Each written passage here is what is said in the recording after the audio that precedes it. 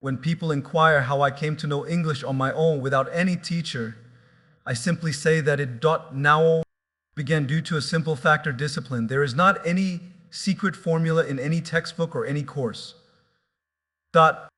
It was neither any gift or luck, it was a daily choice I made to move forward, even if anything did not transform. Discipline is not flashy, it is monotonous, it is not thrilling, it is often lonely and redundant. But this discipline is an intangible strength which converts disorder into enlightenment and weakness into power.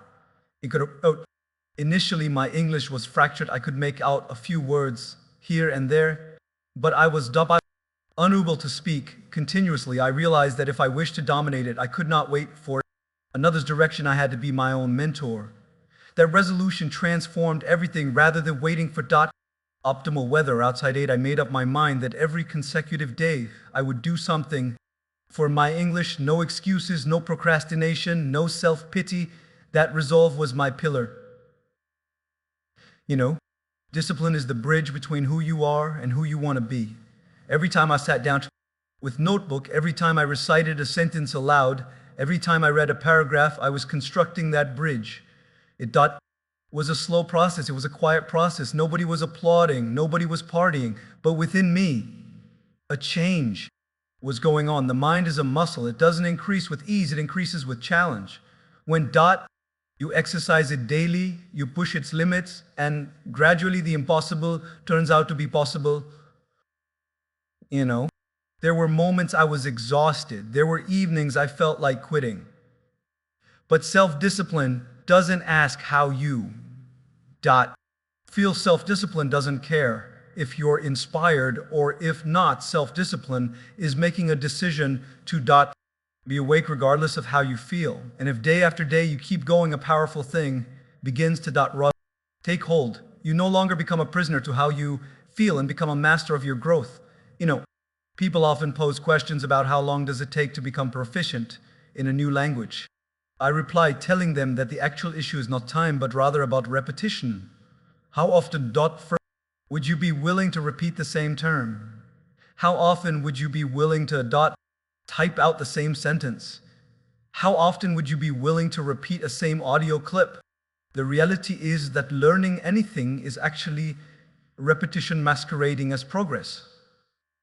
The more times that you repeat, it goes further into your memory, and that's how your confidence gets boosted. No, philosophically, discipline is an act of self-respect. It's telling yourself, I am worthy of growth. I am worthy of effort. I will not leave myself behind. Even if progress feels imperceptible, discipline continues to move you, and this movement transfers your character long beyond words. It trains how to be patient, how to be resilient, how to accept struggle. As a part of life, language then expands beyond a skill. It is a mirror reflecting back at you who you actually are. Psychologically, discipline rewires the brain. Every time I pushed myself to read when I did not want to, or to practice speaking when I felt shy, I was breaking old patterns of laziness and fear. The brain thrives on patterns. When you feed it with consistency, it learns that effort is normal and quitting is abnormal. Slowly, the resistance weakens and the practice becomes natural. What once felt heavy becomes light. What once felt impossible becomes effortless. You know that discipline does not gratify immediately, but it guarantees long-lasting change.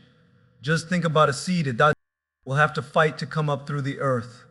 None cheers up the seed down below, grappling with darkness, but that struggle is needed if it has to be a tree.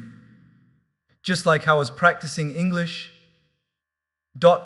Every day in silence, none witnessed the struggle, but gradually changes came about. The words came easy. The sentences made sense. The thoughts took shape and came out clearly, and that was the work of silent discipline. I always tell people that discipline is the best teacher, because unlike a human teacher, a discipline is always accessible. It does not cost anything. It does not require any permission. It requires only your will.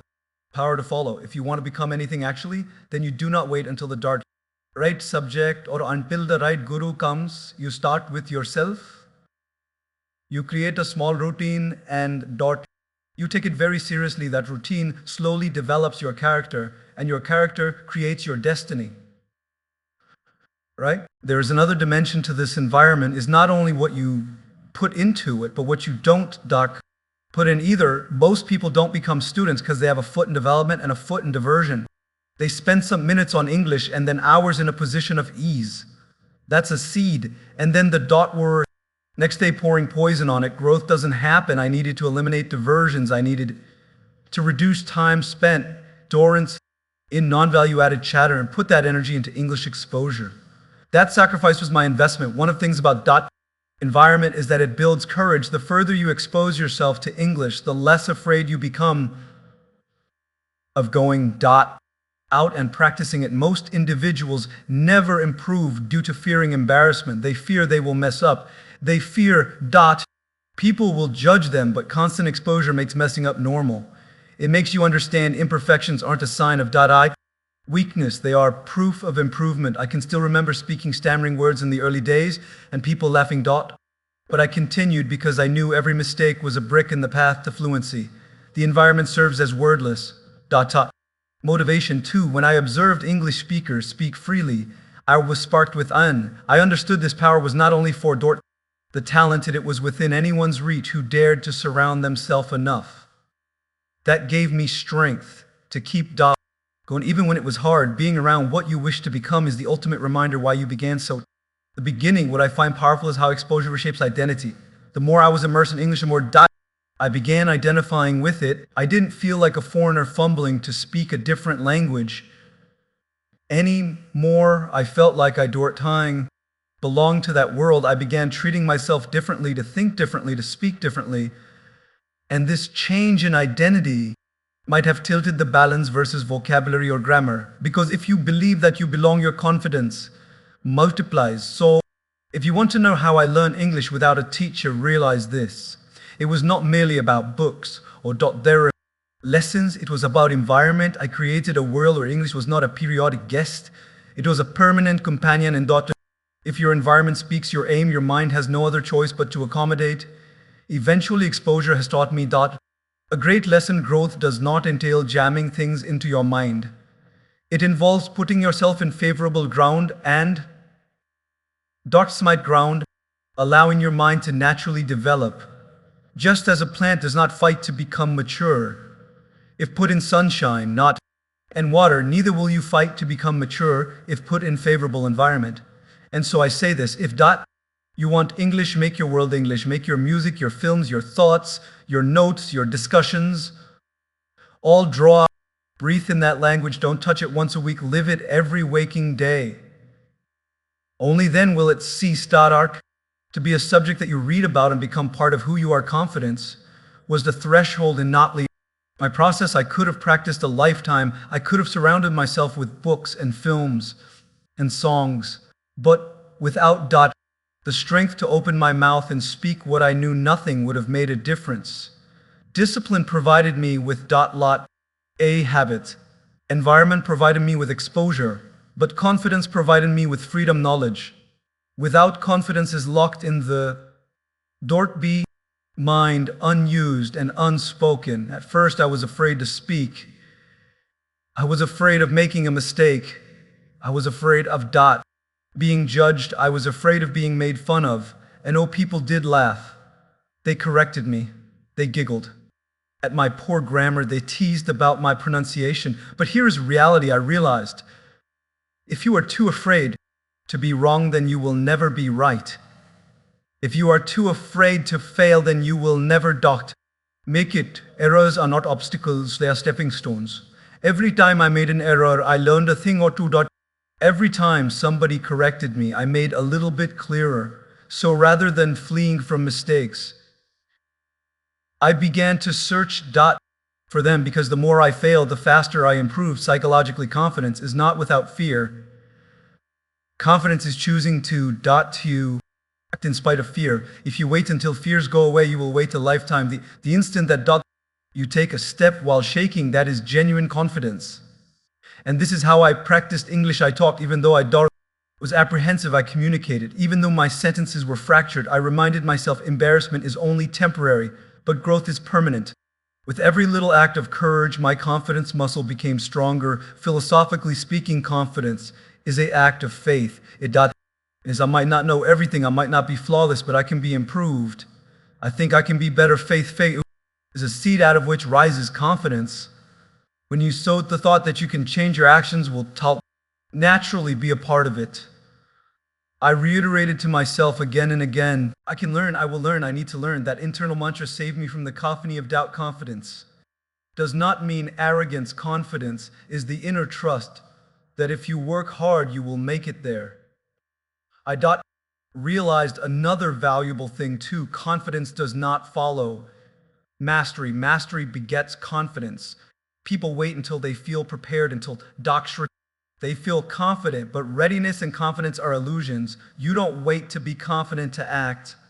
You create confidence through action. My first time speaking English in public, my heart was pounding, my voice was trembling, but doing that one thing broke that barrier. That second time was a bit better. That third time was even better. Confidence is a fire. It doesn't arrive whole. It starts out a spark. It builds every time you apply it.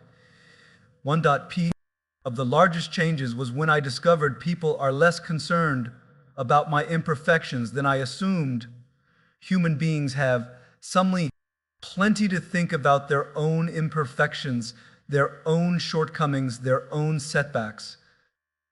The toughest critic was neither here nor there it was within me. I had to eliminate that inner criticism and put in his place a supportive inner voice.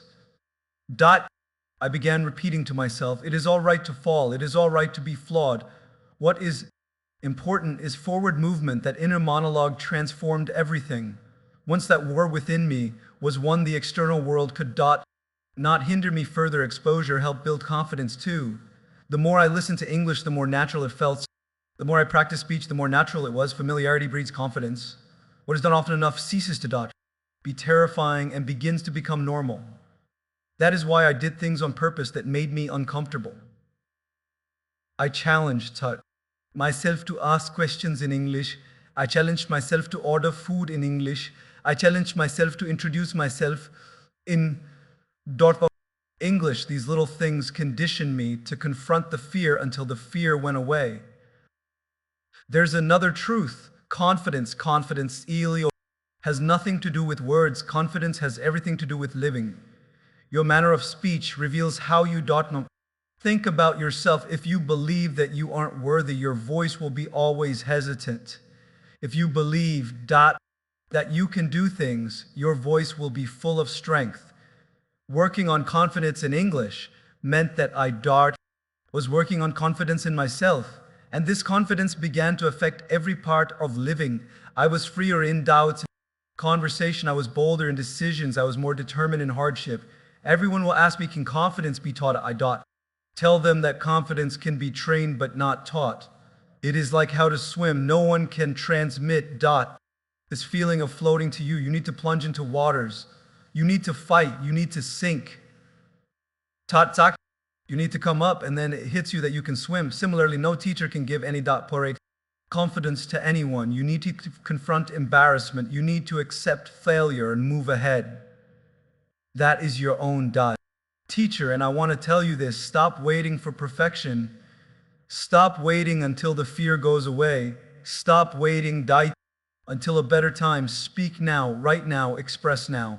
Make your voice imperfect. Make your grammar flawed. Make your go and thick, all that's part of it. Because what it's about is not where you start, but how brave you have to be to keep going. Courage isn't handed to you. You need it by having the courage to use what you have today. Eventually, English was merely the medium. The actual lesson was, this confidence is the strength of freedom. Discipline made me resilient. Environment molded my mind. But confidence gave me permission to step out into the world without defense. It taught me to claim my voice, to have faith in my process, and to accept myself as imperfect. That is how I did not only learn English, but how I came to be able to live. Failure was my constant companion right from the beginning. Every day I tripped, Every week I hit a roadblock occasionally after practicing .9. For months I still could not say things the way I hoped. It was frustrating. It was agonizing, but it was also a necessity, because without failure we can have no mastery. Failure is not opposite of success. Failure is a means to achieve success. I remember nights I doubted myself. I asked, why am I doing this? Will I be fluent someday? Or am I wasting time? Those questions are normal. They come to everyone who dares become better. But persistence makes you not negotiate with doubt. You let it monologue, but not control it. You keep moving forward, even if it seems like hundreds. It has no end. That is what made me survive in this journey. Philosophically, persistence is how we demonstrate fidelity to your future self. It's a matter of, I will not be a traitor to who I'm becoming simply because today is too burdensome to bear. Persistence has nothing to do with motivation. Motivation is up and down and around like the tide. Persistence has to do with commitment. Commitment doesn't worry about moods. Commitment doesn't wait on results. Commitment is knowing I will continue regardless of how sluggish progress registers. Psychologically, persistence alters how you perceive failure. When I stopped considering mistakes proof of weakness and came to understand that they were steps on the stairway, everything changed. Now I did not fear them, I accepted them. Every syntax error was a lesson. Every lost phrase was a prompt. To practice some more. Every stilted silence was an opportunity to work on patience. Persistence taught me how to convert pain to a lesson and roadblocks to stepping stones. There is a further truth to this too. The brain loves repetition, but the soul loves resilience. Perseverance is nutrition to the soul, because whenever you persevere, you convince yourself that you are mightier than the challenge. You might not get instant results, but your inner power increases in secret, and that power manifests later, not only in words, but in every war of life. Most people fail not because they weren't born with some inherent level of genius, but because they weren't persistent. They gave up too early. They gave up at the first sign of trouble. They mixed up sluggish progress with zero progress. But mastery is never explosive. It's incremental. It's imperceptible. It's sneaky. It's like watching a tree mature. You don't notice it on a daily basis, but then one day you turn around and notice that it's become sturdy and tall. That's a gift of persistence. Exposure provided me feedback. Confidence provided me results.